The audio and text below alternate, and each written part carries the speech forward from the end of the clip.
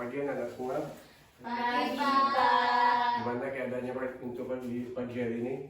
Alhamdulillah luar biasa, tetap semangat Allah. Baik, terima kasih. Baiklah, sebelum kita memulai pembelajaran hari ini, Bapak akan mengambil absennya untuk pagi hari ini. Baik, untuk nama pertama, Krisdayati, apakah hadir? Hadir Pak. Selanjutnya, Nilu Wayang Widya Prihartini. Hadir Pak. Kemudian, Amanda Elza Pratiwi. Hadir Pak. Hadir. Kemudian, Muhammad Zikri. Hadir Pak.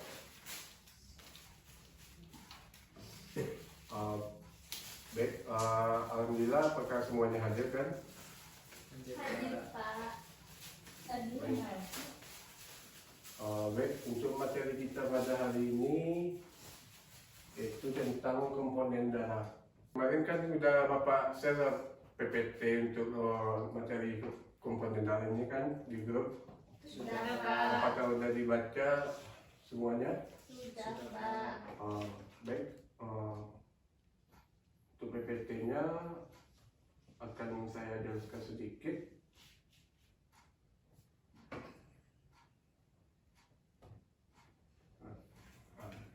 Baik, ingat komponen darah. Komponen darah itu kan terbagi atas dua, yaitu sel darah merah dan sel darah putih. Krisdayati, apa itu darah? Coba dibacakan. Darah merupakan unit fungsional seluler pada manusia berperan untuk membantu proses fisiologi dalam tubuh. Selanjutnya boleh dibacakan saudari Widi. Darah adalah suatu jaringan tubuh yang terdapat di dalam pembuluh darah yang warnanya merah, tergantung kadar O2 dan CO2. Selanjutnya saudari Amanda. Darah Iya. merupakan jaringan yang tersusun atas plasma, sel darah merah, sel darah putih, dan kepingan darah. Baik. Berikut yang merupakan fungsi utama dari darah. Yang mana yang pertama itu respirasi. Yang mana respirasi ini merupakan pengangkutan O2 dan CO2. Kemudian yang kedua itu nutrisi, yang dimana nutrisi ini yaitu pengangkutan hasil absorpsi usus. Yang ketiga itu ekskresi, yang merupakan pengangkutan sisa metabolik ke ginjal, paru-paru, kulit, dan usus. Yang keempat itu homeostatis. Baik, kemudian yang keempat yaitu homeostasis, yang merupakan terbagi itu atas dua, yang mana yang A yaitu keseimbangan asam dan basa, kemudian B keseimbangan air antara sirkulasi darah dan jaringan. Kemudian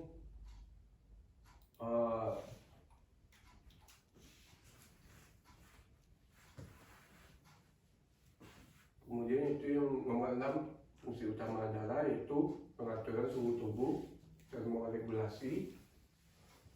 Yang ketujuh itu pertahanan terhadap infeksi atau imunitas oleh sel darah putih dan antibodi. Kemudian yang ke-8 itu pengangkutan hormon, yang ke-9 itu pengangkutan metabolisme, dan yang ke-10 pengangkutan metabolit, yang ke-11 itu koagulasi. Baik, plasma darah itu terdiri dari air yang merupakan 90% sampai 92% kandungannya. Kemudian itu protein, di mana sampai kandungannya itu sampai 6 sampai 8%.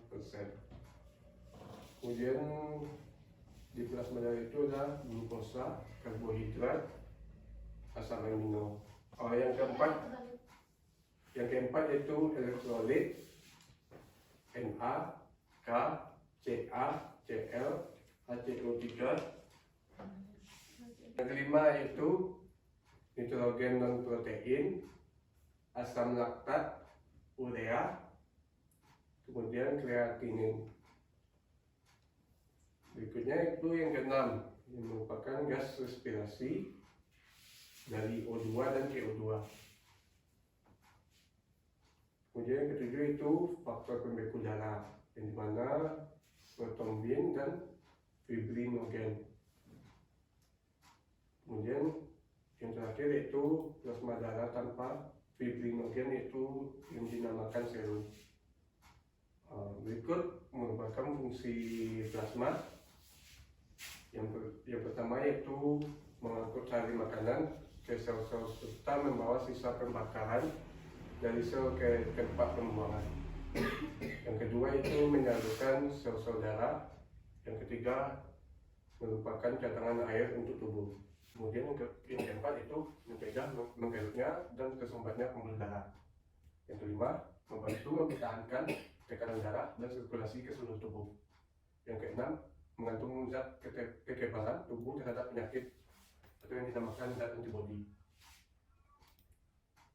Baik, itu sedikit penjelasan dari PPT yang sudah Bapak share di grup. Berikut ada video yang akan Bapak tampilkan mengenai komponen darah ini. Bisa Anda perhatikan dan cermati secara seksama. Ya, pada video ini kita akan membahas lebih detail tentang komponen penyusun darah, bagian yang diedarkan ke seluruh tubuh oleh jantung. Tahukah kalian bahwa pada tubuh manusia, 55% dari darah kita tersusun atas plasma darah, dan 45%-nya tersusun atas sel-sel darah. Pada video ini, kita akan bahas satu persatu secara detail.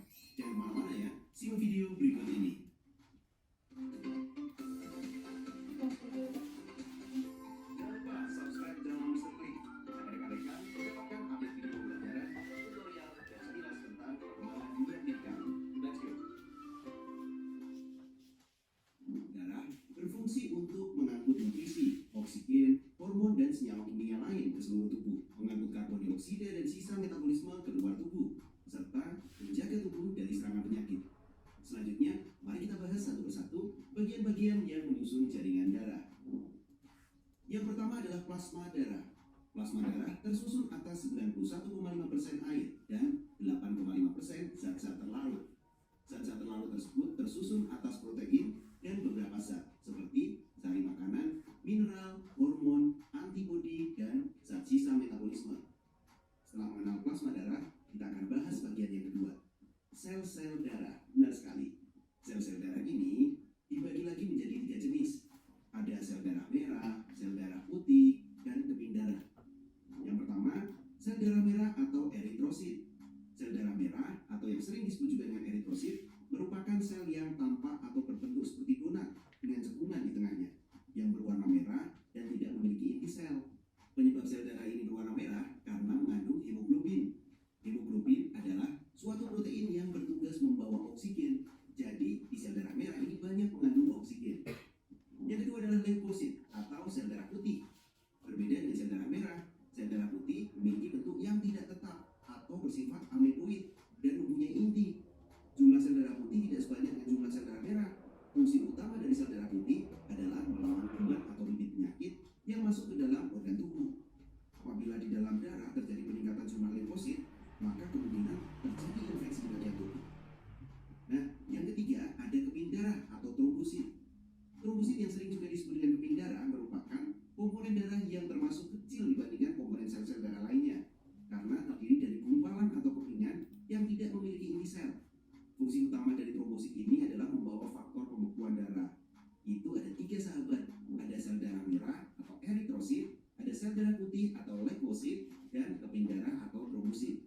Sudah paham ya bagian-bagian yang membentuk jaringan darah? Ada plasma darah dan sel-sel darah.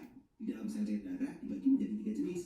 Ada eritrosit, ada leukosit, ada trombosit. Atau sel darah merah, sel darah putih, atau keping darah. Di video selanjutnya Mr. Klik akan membahas jantung dan pembuluh darah. Jangan lupa subscribe channel Mr. Klik agar mendapatkan update-update video Mr. Klik. Dan jangan lupa juga like dan share video ini. Untuk video selanjutnya, Terima kasih. yaitu tentang keping sel darah putih. Tubuh kita dapat berfungsi sebagaimana mestinya karena sistem pertahanannya yang dapat diandalkan. Ya, betul sekali. Sistem tubuh kita suatu sistem pertahanan yang menangkal infeksi dan menjaga dari luar tubuh bekerja tanpa henti untuk memastikan kesehatan kita tidak terganggu. Tanpa mereka, kita akan selalu terancam bisa terpapar sesuatu yang asing. Tapi, apakah kalian tahu apa saja sel darah putih atau leukosit yang merupakan bagian dari sistem tersebut?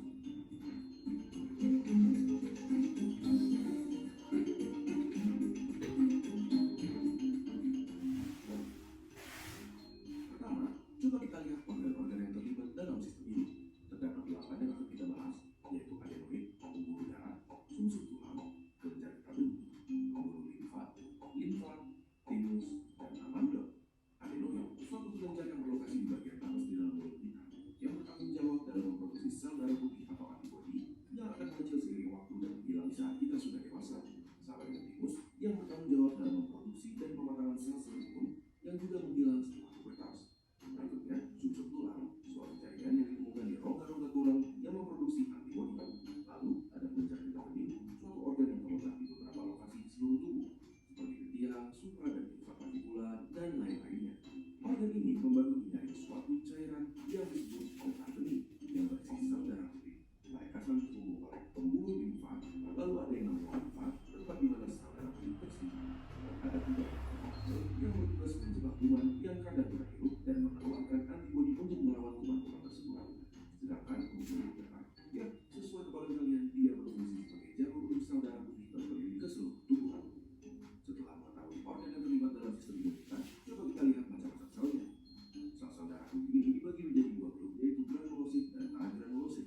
Pertama, untuk kelompok granulosit, terdapat basofil yang akan aktif pada reaksi alergi. Di saat terinfeksi, sel ini akan mengeluarkan suatu zat kimia bernama histamin, suatu marker untuk reaksi alergi. Histamin juga membantu dalam vasodilatasi agar pembuluh darah dapat terdilatasi dan memudahkan sel darah putih keluar dari tubuh untuk membantu melawan infeksi. Selanjutnya ada eosinofil yang terlibat dalam kekebalan terhadap parasit. Yang ketiga dan terakhir dalam kelompok ini, neutrofil, dibagi menjadi 2, yaitu neutrofil batang dan segmen. Mereka bertugas sebagai garis pertahanan utama dalam melawan infeksi bakteri atau jamur. Berikutnya di dalam kelompok agranulosit terdapat limfosit dan monosit. Limfosit ini mempunyai sel tipe T dan B. Sel T akan menstimulasi sel B untuk bekerja atau secara langsung melawan infeksi seperti bakteri, virus, jamur, dan lain-lainnya. Sel B akan fokus dalam membuat protein bernama antibodi yang akan bertarung melawan infeksi. Sedangkan pada saat infeksi, monosit akan bergerak keluar dari pembuluh darah dan berkembang menjadi sel yang bernama batrofa yang akan menelan seluruh benda asing dan menghancurkannya di dalam. Kira-kira begitulah struktur dari sel darah putih. Bagian dari sistem imun tubuh kita dalam menjaga kesehatan, melawan benda-benda asing yang berusaha masuk. Tanpa mereka, benda-benda asing tersebut akan masuk dan terpapar infeksi dan menyebar, lalu tubuh dan dapat berakibat fatal. Walaupun dalam beberapa infeksi membutuhkan beberapa hari bagi tubuh kita untuk membuat cukup banyak sel yang bertugas melawan benda-benda asing ini. Maka dari itu, beberapa gejala dapat timbul sementara. Bagaimana menurut kalian? Bukankah sistem pertahanan tubuh kita hebat? Bagikan video ini ke teman kalian agar mereka dapat ilmu lainnya juga. Jangan lupa subscribe untuk mendukung kelangsungan channel ini. Jika ada topik yang kalian ingin kami bahas, kalian bisa. Baik, setelah menonton 2 video tadi, apakah Anda semua memahami dan mengerti pembagian-pembagian komponen darah itu? Baik. Untuk selanjutnya, Bapak mau ngasih tugas tentang Bapak akan membagi 2 kelompok. Di mana kelompok pertama yaitu kelompok Bapak namakan kelompok sel darah merah, dan yang kedua yaitu kelompok sel darah putih. Yang mana masing-masing itu Bapak beri tugas yaitu tentang apa saja kandungan yang dikandung oleh sel darah merah dan sel darah putih tersebut.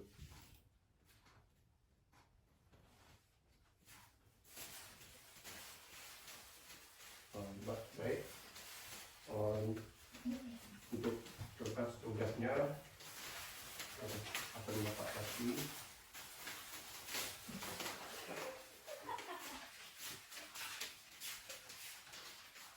Ini untuk kelompok sel darah merah. Baik, ini untuk kelompok sel darah putih. Apakah Anda memahami apa tugasnya tadi? Paham, Pak. Baik.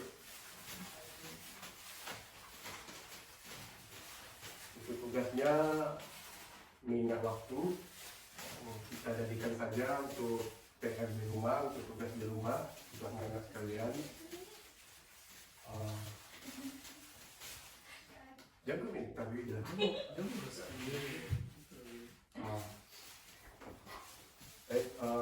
Untuk pembelajaran hari ini cukup sekian. Bapak harap untuk pertemuan selanjutnya Anda bisa memahaminya dan membuat tugas dengan baik dan mengerti apa itu kandungan dari sel-darah merah dan apa kandungan dari sel-darah putih. Baik, Bapak rasa cukup pemahaman tadi untuk PPT dan video sudah menjelaskan semua untuk tugas yang Bapak berikan untuk kelompok yang pertama yaitu sel-darah merah, yang mana Bapak meminta apa kandungan dari sel darah merah tersebut. Kemudian untuk kelompok sel darah putih yaitu apa juga kandungan dari sel darah putih tersebut. Baik, cukup sekian untuk pertemuan hari ini. Karena kita tadi tidak lupa untuk membaca doa awalannya, cukup jadi kita cukupkan saja untuk pertemuan hari ini. Terima kasih. Assalamualaikum warahmatullahi wabarakatuh. Waalaikumsalam warahmatullahi wabarakatuh. Jangan lupa ya untuk besok tugasnya. Ketemu selanjutnya.